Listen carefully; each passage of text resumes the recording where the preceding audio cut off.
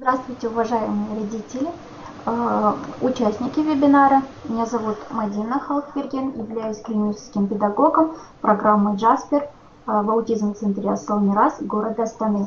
Хотелось бы уточнить, хорошо видно ли, слышно ли меня. Если вы меня хорошо видите и слышите, то попрошу вас поставить знак плюс в чат.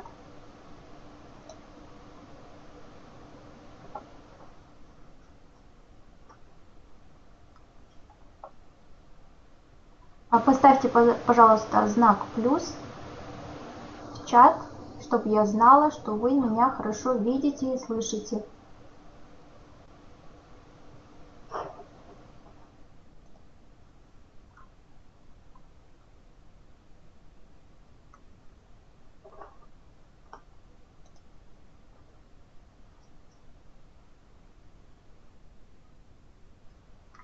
В надежде, что вы меня хорошо слышите и видите, давайте начнем наш вебинар.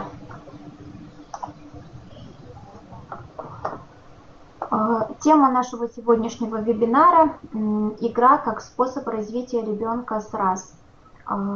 Хотелось бы отметить, что вебинар является заключительным в рамках данной темы. Сегодня мы будем говорить с вами о уровнях игры, конкретно остановимся на сюжетно-ролевом уровне игры, также будем говорить о работе с нежелательным поведением ребенка во время игрового процесса. Прежде чем приступить к нашим основным вопросам, давайте с вами вспомним уровни игры. Мы знаем, что есть 4 уровня игры. Это простая игра, процессуальная игра, сюжетная игра и сюжетно-ролевая игра. На прошлых вебинарах вы подробно узнали о простой игре, о процессуальной и о сюжетном уровне игры. Давайте с вами вспомним, какие действия ребенка относятся к простой игре. К простой игре относятся следующие действия ребенка. Если ребенок совершает простые манипуляции, простые действия с разными игрушками, в то время как действие не зависит от характера игрушки. Например, ребенок может стучать кубиками друг от друга или трясти игрушкой в руках. Также, если ребенок разбирает что-то на части, например, если вы ему даете конструктор, он только будет отделять их друг от друга. Также, если ребенок совершает с игрушками действия более функциональные. К примеру, ребенок катает машинку, катит мячик, играет с игрушками, которые носят причинно-следственный характер. Это может быть шарагон, это может быть музыкальная шкатулка. Если ребенок совершает данные действия, то мы бессомненно думаем, что у ребенка простой уровень игры. Далее, процессуальный уровень игры. Какие действия ребенка относятся к процессуальному уровню игры? Первое, когда ребенок складывает игрушки, предметы без обозначения. Либо ребенок может соотносить фигурки в соответствующие отверстия.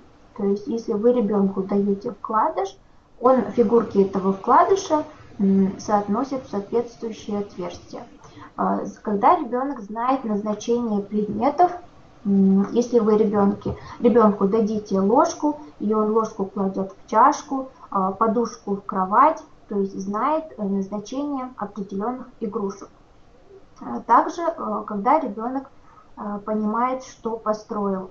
Например, вы дадите ребенку конструктор, и он строит из конструктора какой-либо объект, и по завершению строения он обозначает, что построил, и играет с этой игрушки дальше функционально. Если ребенок владеет этими действиями игровыми, то мы думаем, что у ребенка процессуальный уровень игры. Далее сюжетная игра. Ребенок, владеющий сюжетным уровнем игры, совершает следующие действия. Первое – это распространяет знакомые действия на себя. То есть ребенок может кормить себя, может расчесывать себя, использует кого-то в качестве игрока. При этом игрушка не одушевлена. Например, кормит куклу, может кормить несколько кукол. Также, если ребенок способен принять замену предметом и вообразить того, чего нету, например, если ребенок мешает ложкой чай в чашке, но при этом в чашке абсолютно нет жидкости, то есть ребенок воображает, что в чашке есть жидкость. Либо ребенок может принимать замену. То есть, если вы дадите кубик, и ребенок использует этот кубик как кроватка, например, то мы считаем, что у ребенка сюжетный уровень игры.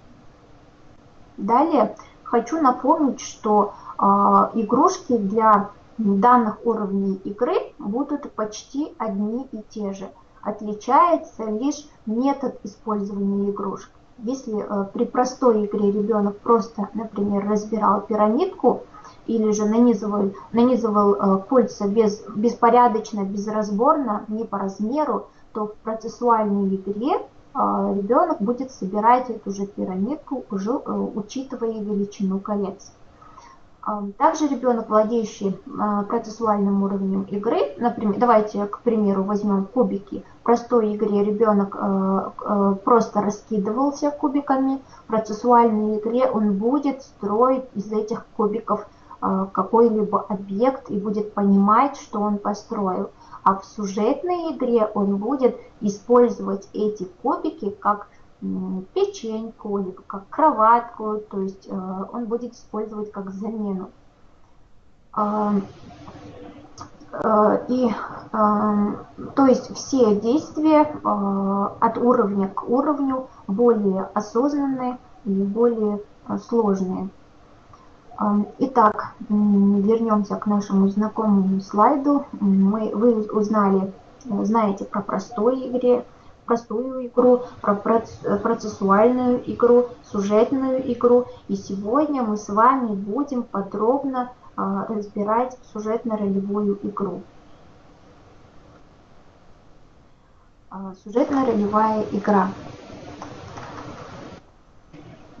К сюжетно-ролевой игре мы относим следующие действия ребенка. Когда ребенок использует куклу либо животного в качестве игрока и при этом одушевляет его. К примеру, кукла может чавкать при приеме пищи. Также ребенок может совершать несколько действий с куклой, чтобы ее одушевлять. Например, кукла поела, то есть чавкая поела и пошла спать. Опять же, при этом кукла должна храпеть, то есть ребенок озвучивает храп куклы. Далее, если ребенок способен принимать на себя роль в реальной жизни, то есть ребенок может представить себя мамой, папой куклой и укачивать, убаюкивать куклу, может представить себя пиратом, например, или доктором. Представив себя, например, доктором, ребенок лечит кого-то, лечит кукол или маму. Далее, если ребенок играет в те же самые ролевые игры, но с персонажами, которыми не существует в реальной жизни. Например, если ребенок может представить себя Суперменом, Спайдерменом, черепашкой-ниндзей и играть в сюжетно-ролевые игры. Итак, мы ознакомились с вами с сюжетно-ролевой игрой. Если ребенок совершает следующие игровые действия, то есть использует куклу либо животное в качестве игрока и при этом одушевляет его, принимает на себя роль из реальной жизни, Если он представляет себя мамой, например, играет ролевые игры персонажами, несуществующими в реальной жизни, то мы считаем, что ребенок владеет сюжетно-ролевым уровнем игры. Тем самым мы с вами завершили знакомство с этапами игры. Хотелось бы еще раз напомнить, что взрослый, работающий с ребенком, должен ставить себе целью достижения ребенком именно сюжетно-ролевой игры, так как, развивая уровни игры, мы параллельно улучшаем навыки совместного внимания и навыки речи. Итак, мы с вами рассмотрели первый вопрос нашего вебинара. Если у вас возникли вопросы, вы можете их задавать.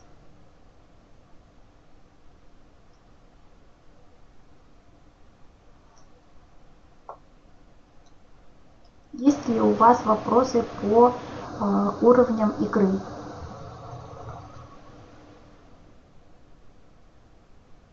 Пишите в чат. Также, если вопросы будут возникать позже или же по ходу нашего вебинара, вы можете отправить на электронный адрес на мой до 3 часов сегодняшнего дня. Я вам непременно отвечу.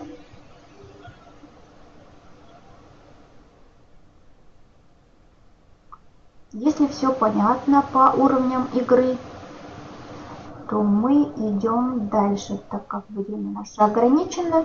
Мы переходим ко второму нашему вопросу. Это работа с нежелательным поведением ребенка во время игрового процесса. Бывают случаи, когда, несмотря на все ваши усилия, ребенок может проявить нежелательное поведение во время игры. Вам будет необходимо справляться с поведением в ходе игры. Давайте с вами разберем сегодня мы с вами разберем возможные причины нежелательного поведения и о том, как будем говорить о стратегиях, как справляться с данным нежелательным поведением. На слайде вы видите возможные признаки нежелательного поведения в игровом процессе.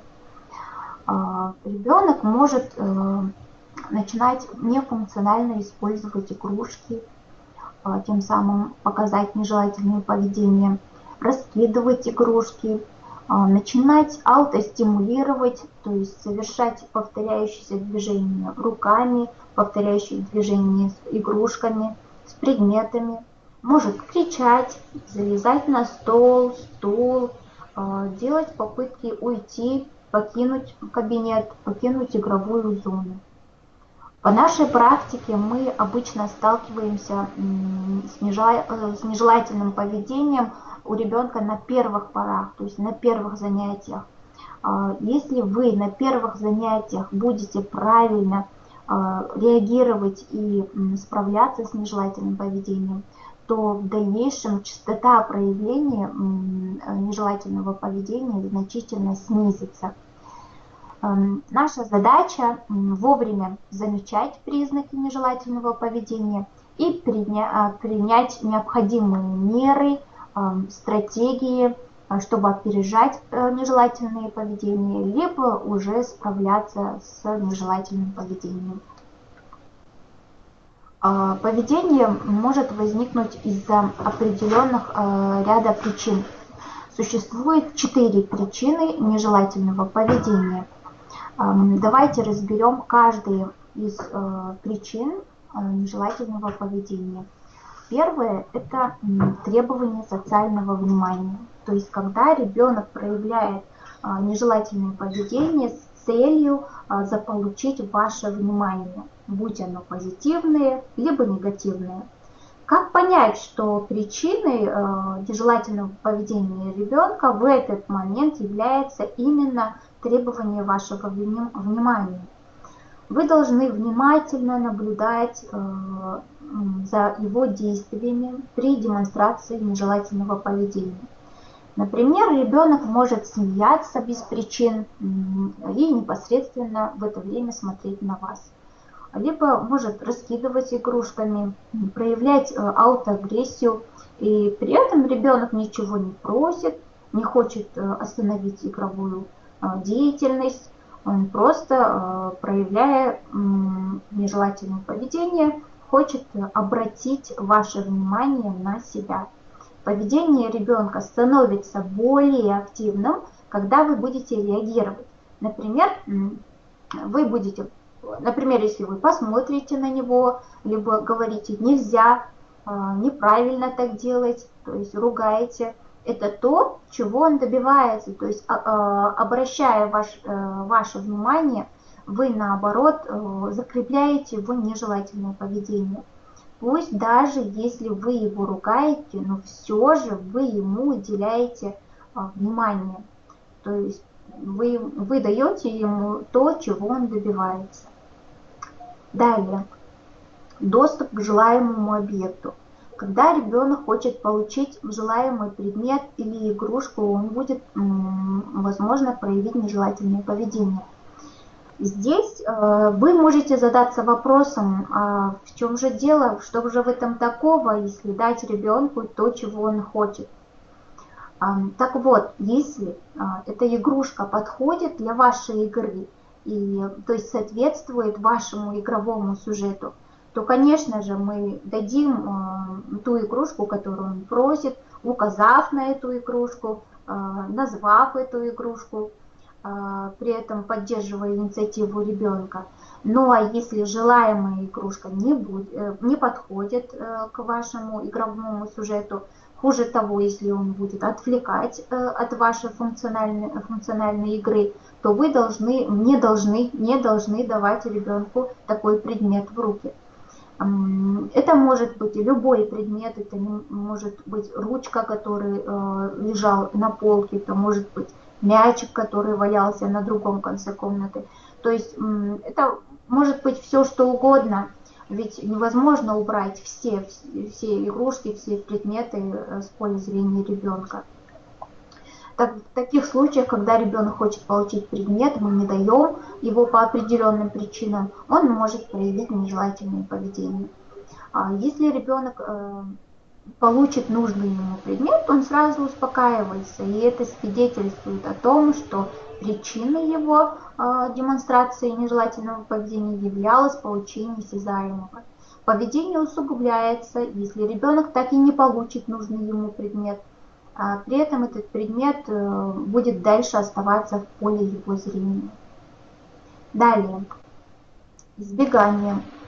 Ребенок избегает от совместной игры, хочет встать, уйти, покинуть помещение. Причиной данного поведения является избегание игры, избегание задания. Ребенок не будет повторять за вами игровые действия, не хочет вовлекаться в игру, он просто требует прекратить и уйти, встать и уйти, покинуть игровую зону.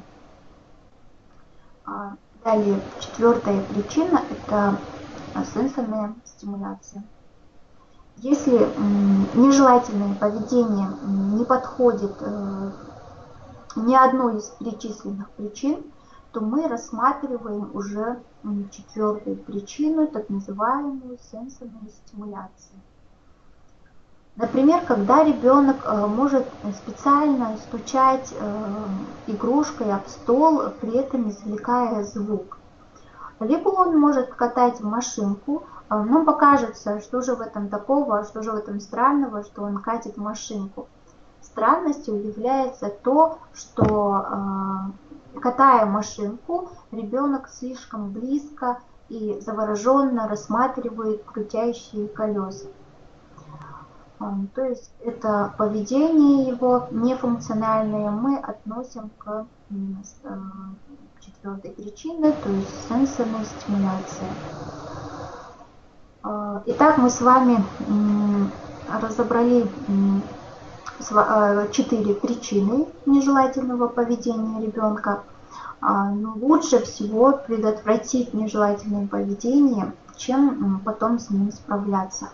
Поэтому сейчас я вам расскажу о том, как опередить нежелательное поведение ребенка, то есть не допустить его возникновения. Первое, что мы должны сделать, это правильно определить уровень игры ребенка и подбирать соответственно игрушки. Ребенок может показать нежелательное поведение из-за того, что игровой сюжет для него очень трудно, очень сложно. То есть, когда ребенок играет, когда сюжет игры сложный, ребенок может не понять дальнейшие шаги в игре. Из-за сложности принятия сюжетов может ребенок проявить нежелательное поведение.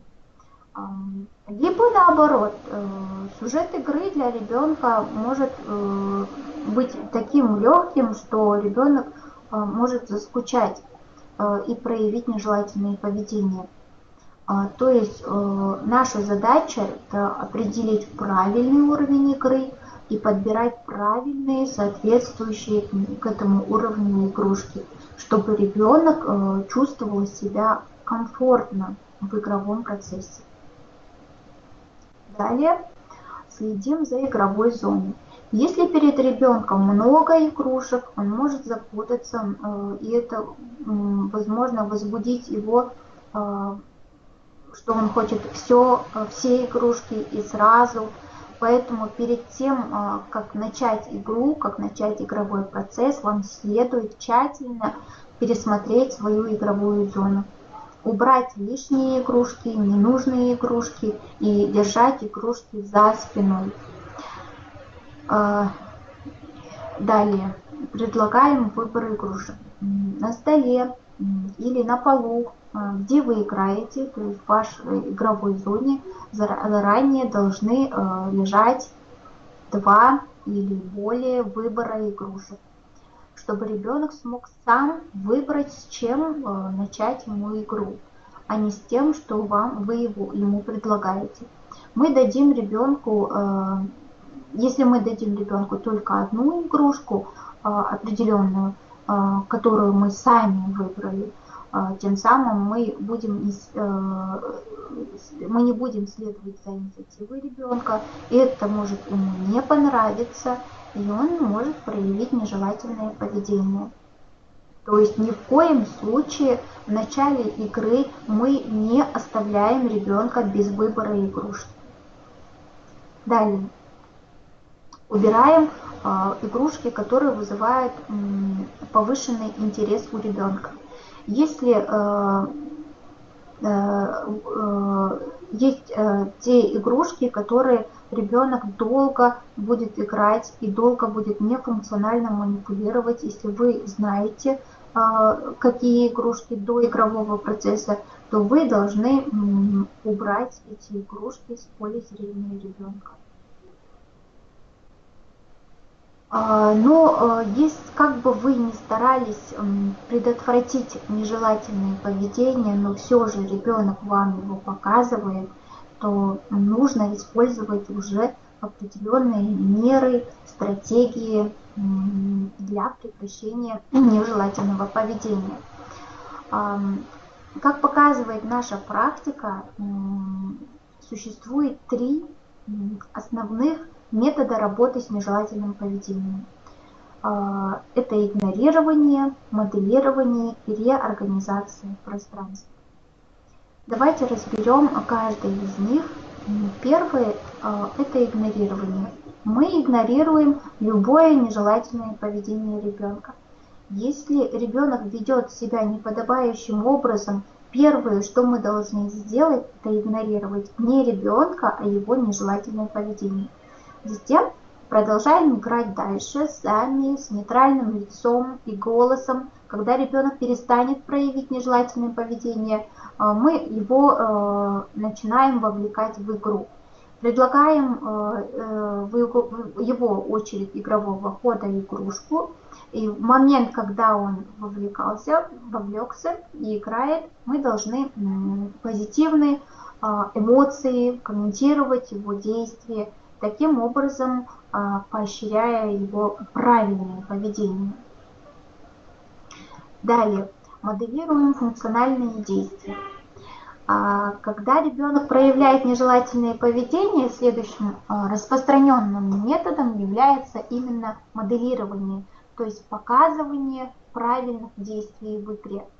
Мы берем инициативу на себя в игровом процессе и показываем ребенку следующие шаги.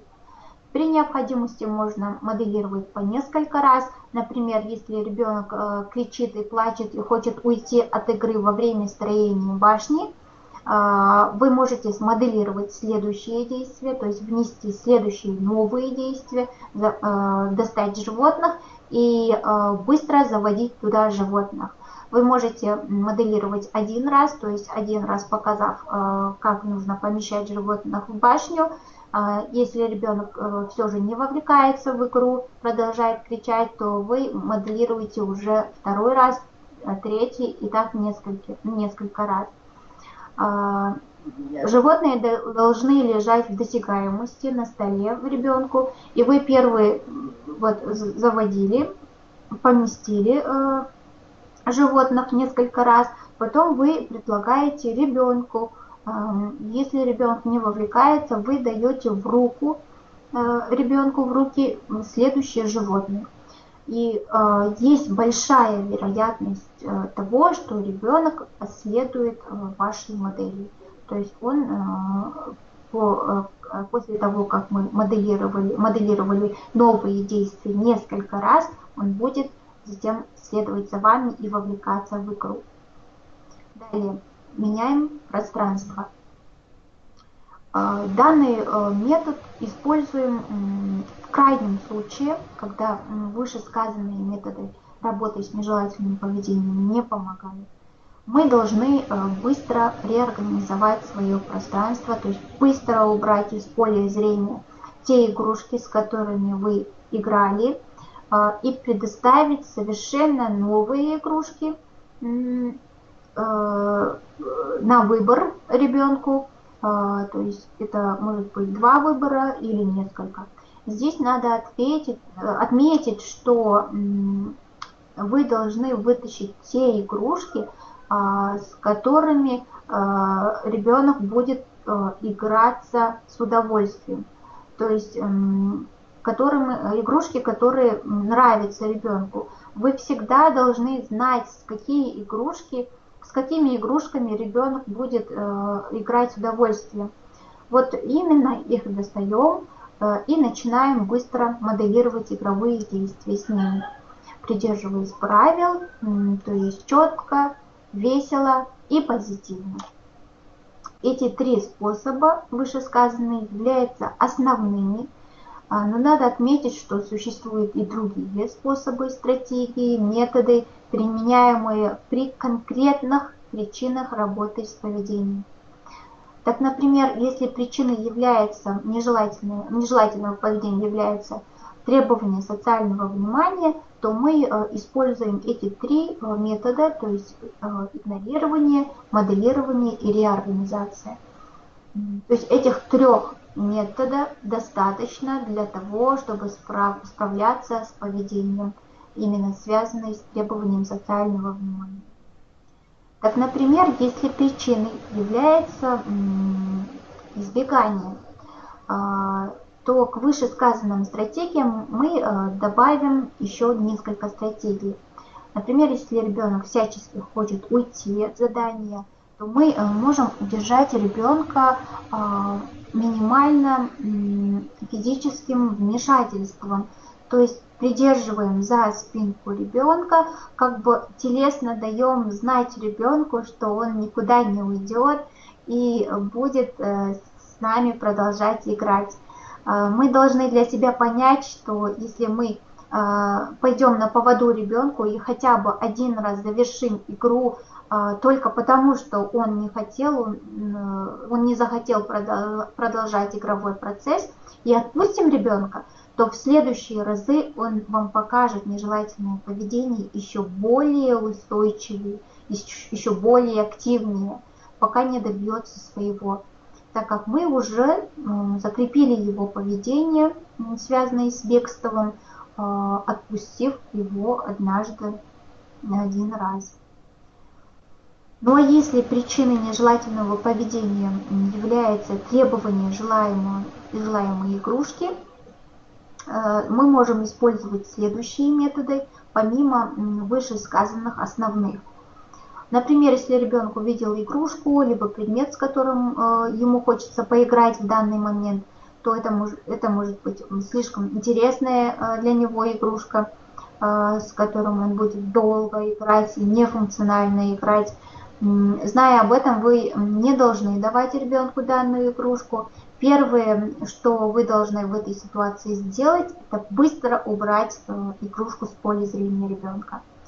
Если ребенок дальше продолжает просить, вы говорите ему устно, что он получит игрушку после того, как мы с ним доиграем. Ну а если ребенок не понимает устной речи, то вы должны использовать карточку сначала потом. То есть сначала игра, потом ты получишь предмет, который желаешь. В крайнем случае можете использовать таймер. То есть вы дадите ему ту игрушку, которую он хочет играть в данный момент, но с условием того, что вы заберете эту игрушку, как зазвонит таймер. Таймер ставится максимум на 2 минуты, не больше.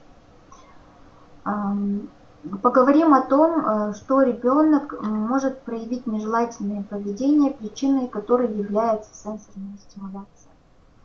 Опираясь на свой опыт, могу сказать, что такие случаи крайне редко встречались. Если ребенок проявляет поведение для того, чтобы получить сенсорные ощущения от чего-либо, это говорит о том, что ребенок потерял интерес к игре, и ребенок становится невовлеченным, либо уже стал невовлеченным. Поэтому здесь мы используем метод моделирования и в крайнем случае меняем игру, то есть даем новый выбор, реорганизуем пространство.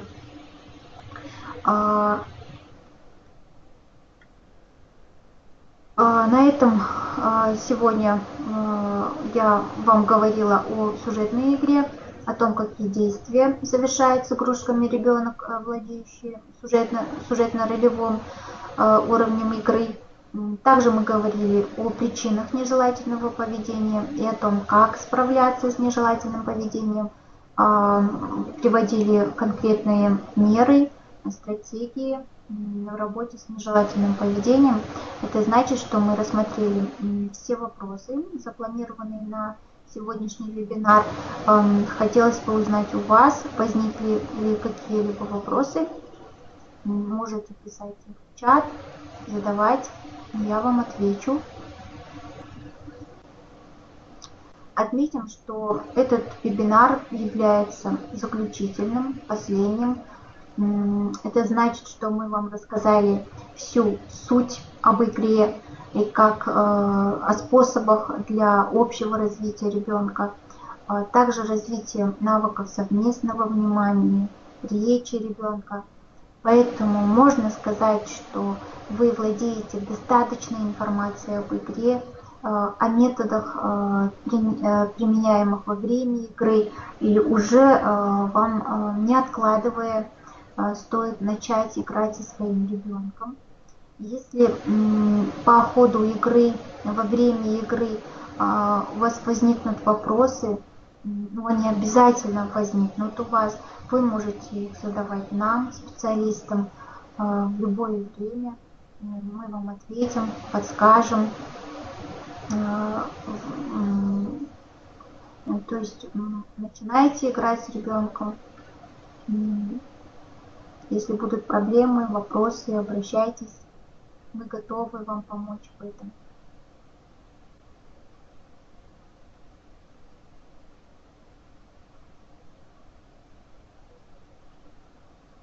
Вопросов нет?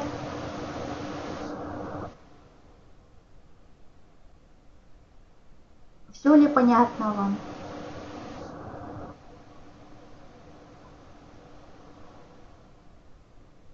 Про игровые уровни, про стратегии, которые мы используем в работе с нежелательным поведением. Вижу, что вопросов нет. Если они возникнут у вас позже, спасибо. Вы очень подробно все очень подробно рассказано. Спасибо вам. Если у вас попозже возникнут вопросы, вы можете их присылать на нашу почту. Мы вам ответим с удовольствием. Спасибо за внимание. Этот же вебинар будет на казахском языке в четверг, 31 числа в 11 часов. Если вопросов нет, то я с вами прощаюсь до следующего вебинара.